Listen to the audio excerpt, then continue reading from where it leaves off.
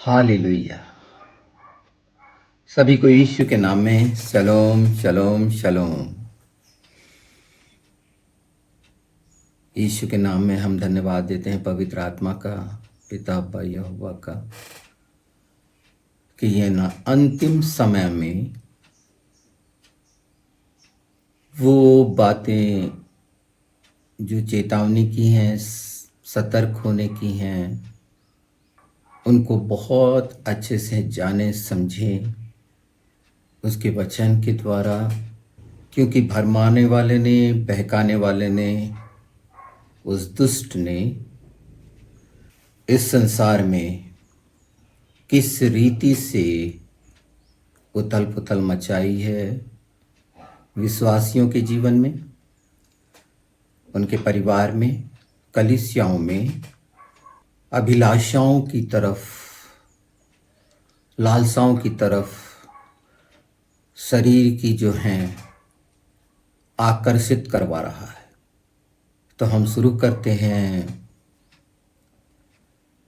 जिससे हमें अच्छे से समझ में आए हमारे उद्धारकर्ता प्रभु यीशु का बलिदान, उस पवित्र लहू की बहुमूल्यता जो क्रूस पर हमारे लिए हम सब जानते हैं, हम सुनते भी रहते हैं। तो आज हम एक शब्द पर ध्यान देंगे। वो शब्द बहुत खतरनाक है। डरिए नहीं, इतना भी खतरनाक नहीं है, क्योंकि हमारे उद्धारकर्ता यीशु मसीह ने मृत्यु को निकम्मा कहा, लिखा है ना, कहाँ रहा तेरा डंक।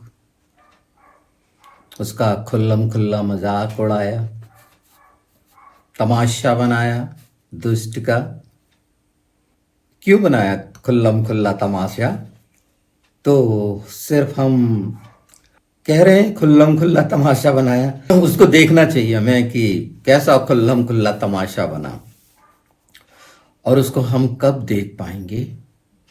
तो वो शब्द है अभागा, जो इस जीवन से आशा रखता है, अभागे हैं।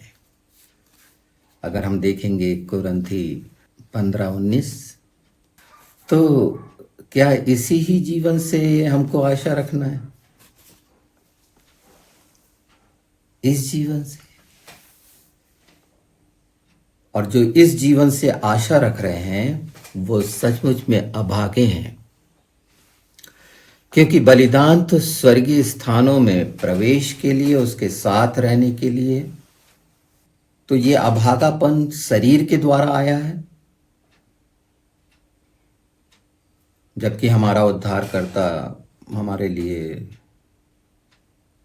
सब प्रकार की आशीषें और सब प्रकार का अनुग्रह, रोमियो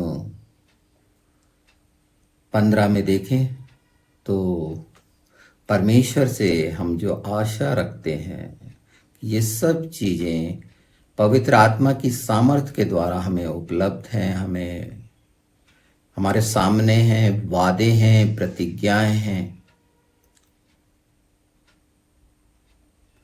तो चेक करें, कहीं हम शरीर के द्वारा, संसार के द्वारा, लालसाओं और अभिलाषाओं के द्वारा, वो दुष्ट जो इसमें घिरा हुआ है और हम चाहते हैं कि आशीष पाएं, अनुग्रह पाएं, अभिषेक में रहें, तो प्रभु यीशु ने कहा मैं हूं, या यशेर या एखाद, मैं हूं, सिर्फ मैं हूं। तो हमारी आशा,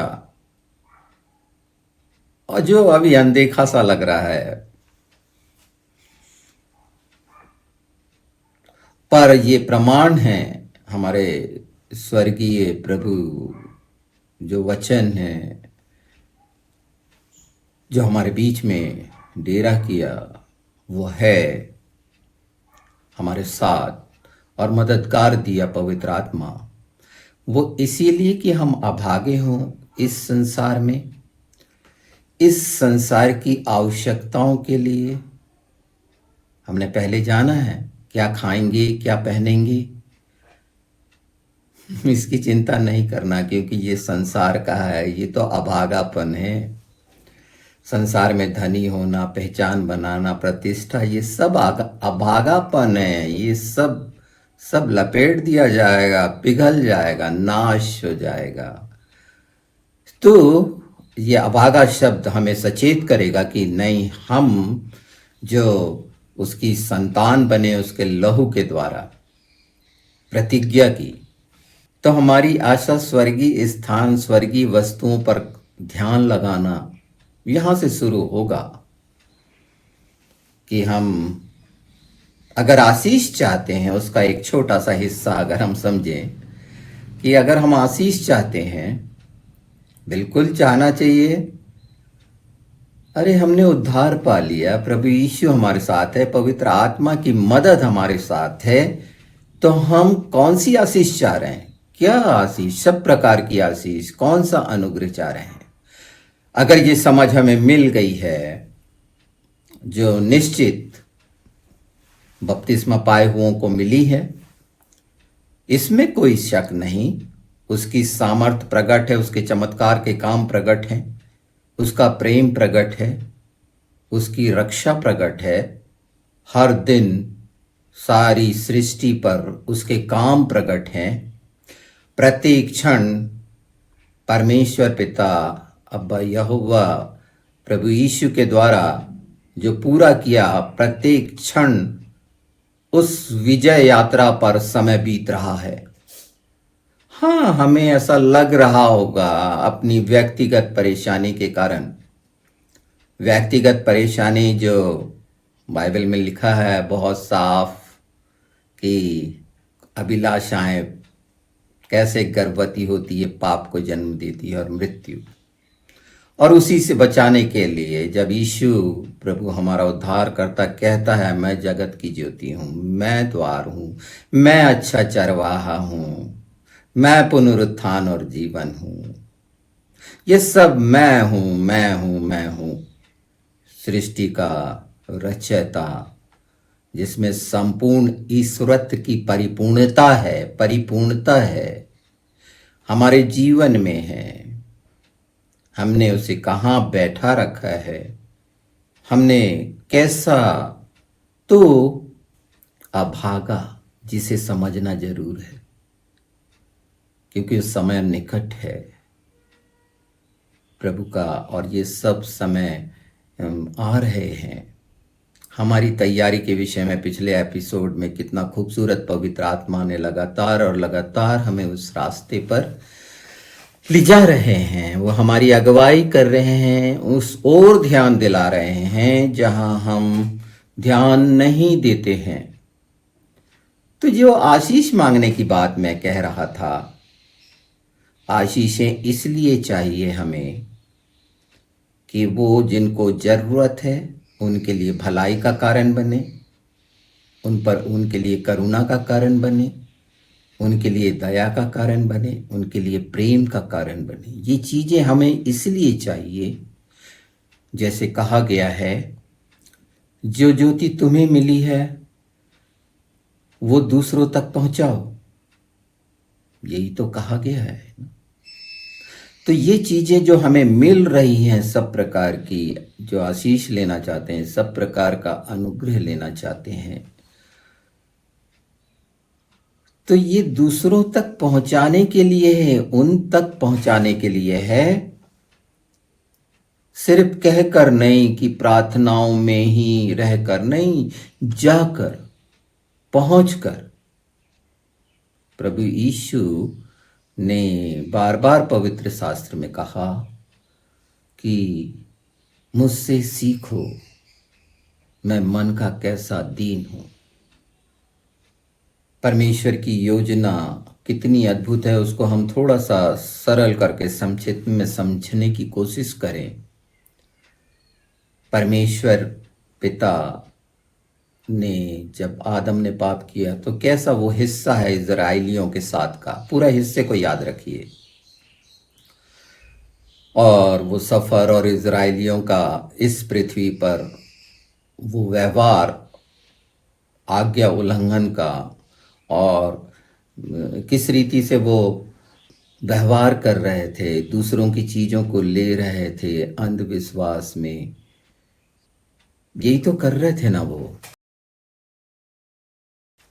और उसकी बड़ाई और प्रशंसा के लिए कुछ भी नहीं। उसके एक हिस्से को और समझ लें चलो। जब हमने शुरुआत करी इसको इजराइलियों के साथ, वो तो खाना पीना मांग रहे थे, परीक्षा कर रहे थे कि तू यहाँ पर हमें मांस भी खिला सकता है क्या, रोटी भी दे सकता है क्या। और क्या ये मांगना था, क्या ये परीक्षा करना था? काश उस समय इन लोगों ने मांग लिया होता कि ये सफर में हम भूखे और प्यासे न रहें, तो परमेश्वर के हाथ छोटे नहीं हो गए हैं। यशायाह 59 पूरा अगर पवित्र आत्मा की अगुवाई में इसको जाने तो इतना सुंदर है। और उसी में से एक बहुत खूबसूरत ये सफर भजन संहिता 78 में देखेंगे। हर बात पवित्र आत्मा प्रकट करेंगे, अपने विचारों के द्वारा नहीं, अपनी बुद्धि के द्वारा नहीं। तो काश वो ऐसा मांग लिया होता। मैं कह रहा हूं निश्चित, और परमेश्वर के लिए सब संभव है कि अंतिम दिन में अगर ऐसा हो तो परमेश्वर का वो कि जब घना अंधकार कर दिया था तो गोशेन में उजाला था, उसके लिए सब समय है। अंतिम समय में जब अनाज की किल्लत पड़नी है, कितना परेशान होंगे। हाँ, इस हिस्से को भूल जाएं चलो, पर इससे सीखें कि मांगना क्या चाहिए, किस रीति से मांगना चाहिए और किसके लिए मांगना चाहिए। उसके चरणों में बैठ के शांत होकर इन विषयों पर देखें कि हम अभागे तो नहीं है, हमारा अभागापन तो नहीं है। दूसरा हिस्सा ये हुआ प्रभु यीशु का आगमन और उसका बलिदान होना, जीवित होना, स्वर्ग पर चले जाना, हमारा महायाजक, हमारा बिचौलिया बनना, और वो सब शिक्षाओं को दे देना और उसे पूरा करने के लिए मददगार का इस युग में पवित्र आत्मा का पाया जाना, सत्य का आत्मा का पाया जाना। ये तीन हिस्से आप अच्छे से समझें कि उस समय भी लोगों ने इनकार कर दिया और जिन्होंने ग्रहण किया और आज अगर हम ग्रहण कर रहे हैं पवित्र आत्मा के कामों को, तो ये जानिए कि सब वो बातें जो असंभव सी जान पड़ती हैं, जो हमारे चित्त में भी ना आई हो, पवित्र आत्मा के द्वारा डाली जाएंगी। तो क्यों ना हम और आगे बढ़ें इसमें। जब प्रभु यीशु ने कहा जीवन की रोटी मैं हूं, जो मेरे पास आएगा भूखा प्यासा नहीं होगा, जो मुझ पर विश्वास करेगा। मैं हूं, हमारे साथ है, जो कभी नहीं छोड़ेगा और न त्यागेगा। उसका वादा और प्रतिज्ञा वो झूठा नहीं है। और हम नई वाचा में हैं, जिसे हम नया नियम कह रहे हैं, हम नई वाचा में हैं और लहू की वाचा में हैं, जीवित वाचा में हैं।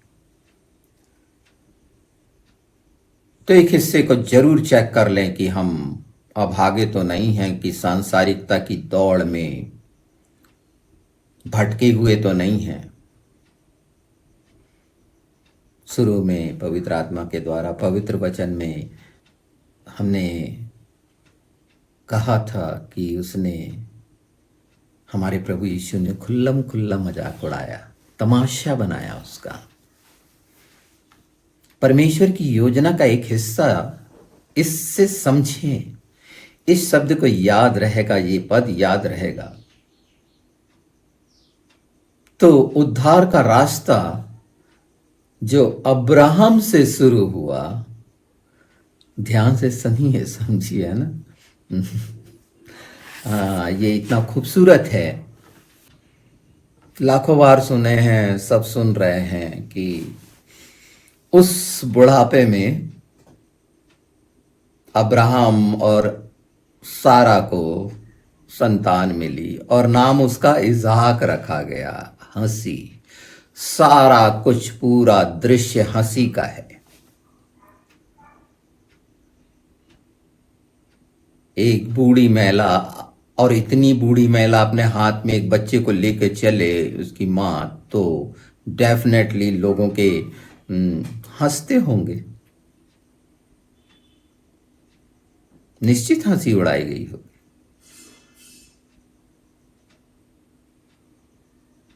दुष्ट खुश हो रहा होगा, वो तो समझ भी नहीं पाया होगा क्या योजना है। निश्चित, मुझे कोई शक नहीं, निश्चित उसने नहीं समझा, वो ऐसा सोच भी नहीं सकता। परमेश्वर अद्भुत युक्ति करने वाला, पहला यशायाह 9, उसके लिए सब संभव है। नीति वचन में लिखा हुआ है कि मैं हंसूंगी, पिता अब्बा हंसेगा। आज हम हंसी के पात्र हो सकते हैं, निंदा के पात्र हो सकते हैं लोगों की नजरों में, विचारों में, पर परमेश्वर अपने बुलाए हुओं को, जो जिनकी बुलाहट निश्चित है, प्रमाणित है, जो सचमुच में चुने हुए हैं, किसी भ्रम में नहीं पड़े हैं, उनका तमाम चरित्र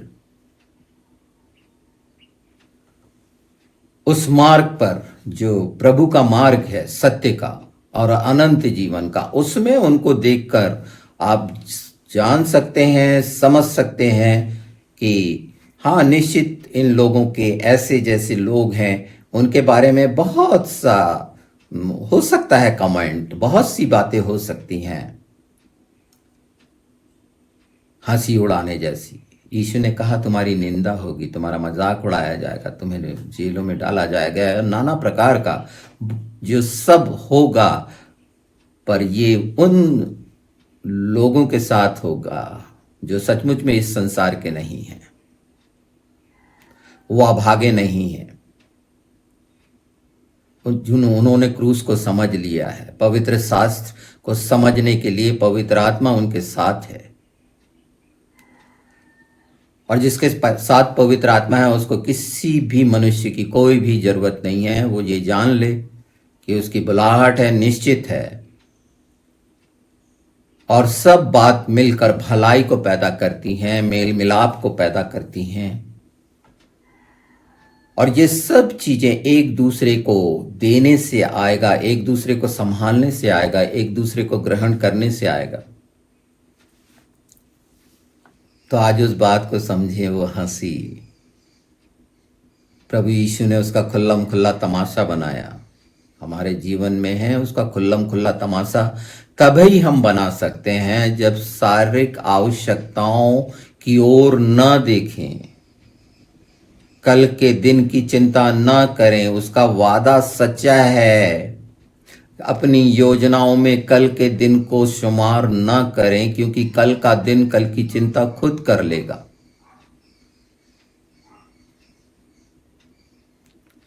व्यर्थ में अपने आप को परेशान न करें, शांत होकर उसके चरणों में रहें। उसने अपनी शांति संपूर्ण आशीषें दी हैं कि दी जाए दूसरों को।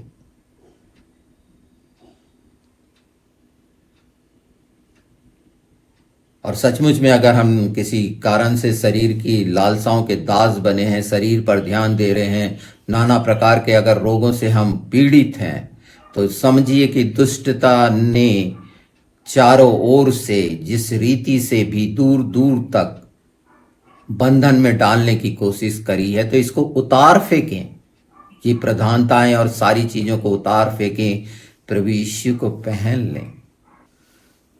सब बदल जाएगा। कुछ ऐसा नहीं है, सब कुछ प्रकाश में आ जाएगा। परमेश्वर का जीवित वचन, पवित्र शास्त्र हमारे हाथ में है। मुझे तो कुछ ऐसे लोगों के फोन आए जिनके पास बाइबल भी उपलब्ध नहीं है। कल्पना करिए उनका प्रेम और उनके पास आज जबकि हमारे हाथ में है, हमारे ओंठों में है और वो सच्चाइयाँ हैं, तो फिर ये अंतिम समय में संसार की दौड़ के भागी क्यों बन रहे हैं? यहाँ का राज बनाने की क्या ज़रूरत है? बहुत सारी बड़ी बड़ी योजनाएं, कुछ नहीं। यरूशलेम का मंदिर ढा दिया गया, आज चर्चेस बने हैं। क्या हो रहा है? शुरू के एपिसोड में बहुत साफ साफ बता दिया गया है किस तरह के पाखंड डिसेप्शन का केंद्र बने हुए हैं। अपनी अपनी रीति रिवाज और शिक्षा में बार बार चेता रहा हूँ, इनकी रीति रिवाज, फरीसियों की शिक्षा, अपने अनुसार सारा कुछ। यीशु ने सब कुछ दे के चले गया उसके चरणों में, उससे हम सब पा सकते हैं।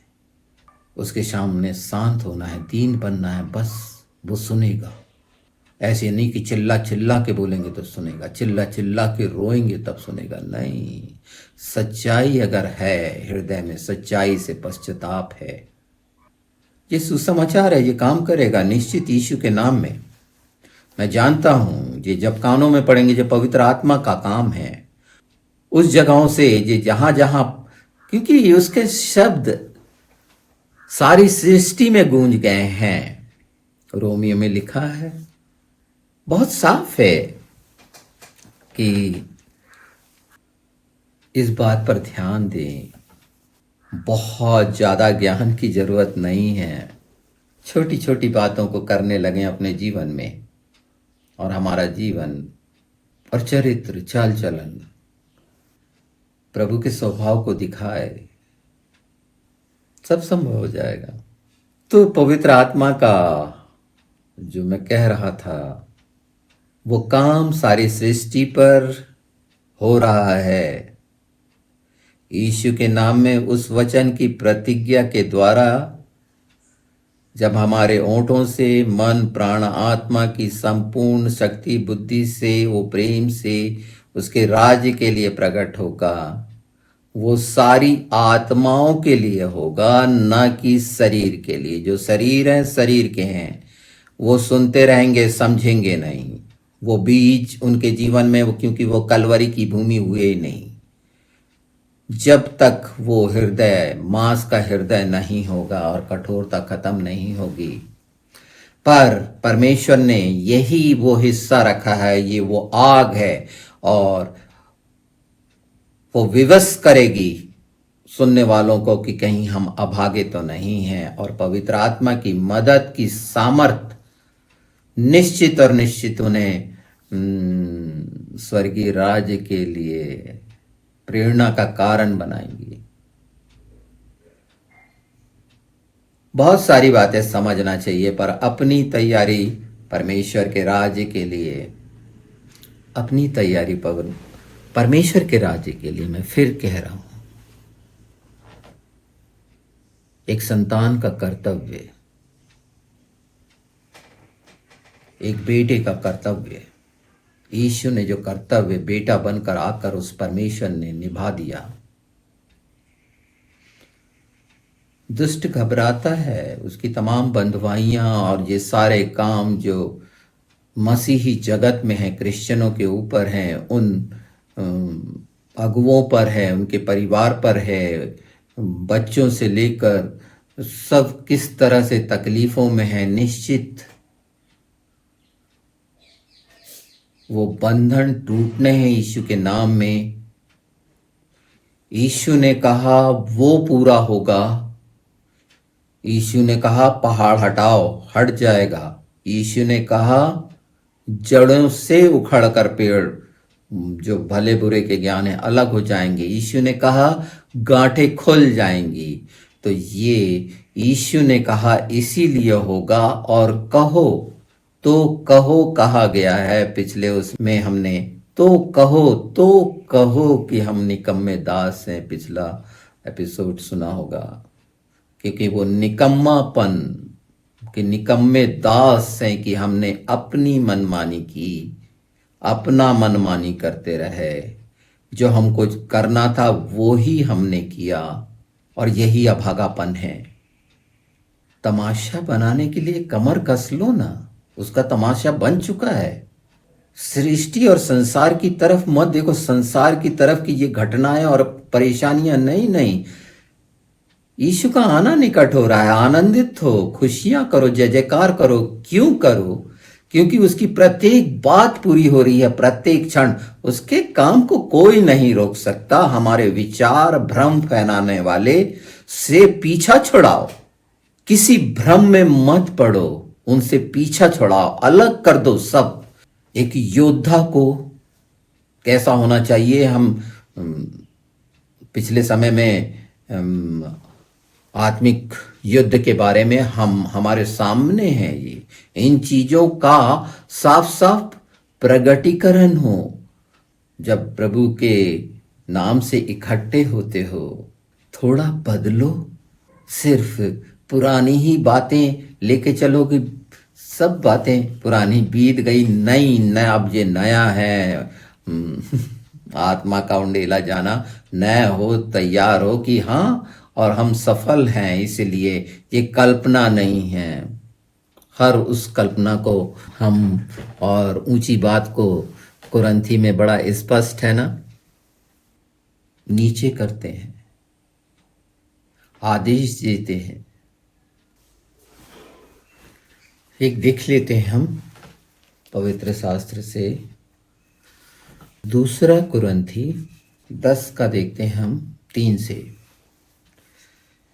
क्योंकि यद्यपि हम शरीर में चलते फिरते हैं तो भी शरीर के अनुसार नहीं लड़ते, क्योंकि हमारी लड़ाई हथियार शारीरिक नहीं पर गढ़ों को ढा देने के लिए परमेश्वर के द्वारा सामर्थ्य। इसलिए हम कल्पनाओं का और हर एक ऊंची बात का जो परमेश्वर की पहचान के विरोध में उठती है खंडन करते हैं, और हर एक भावना को कैद करके मसीह का आज्ञाकारी बना देते हैं, और तैयार रहते हैं कि जब तुम्हारा आज्ञा पालन पूरा हो जाए तो हर एक प्रकार की आज्ञा उल्लंघन को दंडित करें।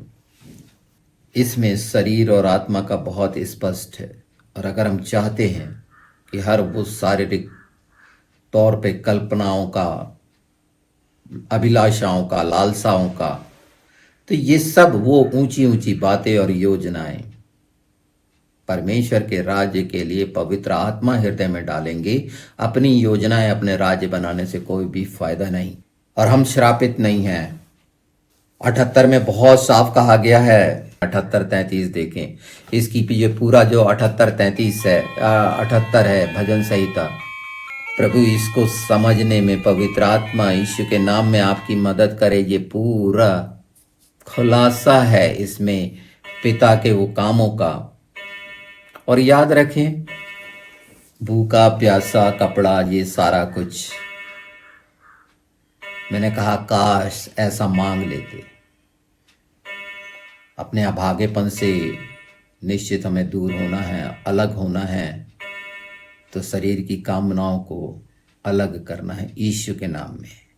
आमीन, आमीन और आमीन।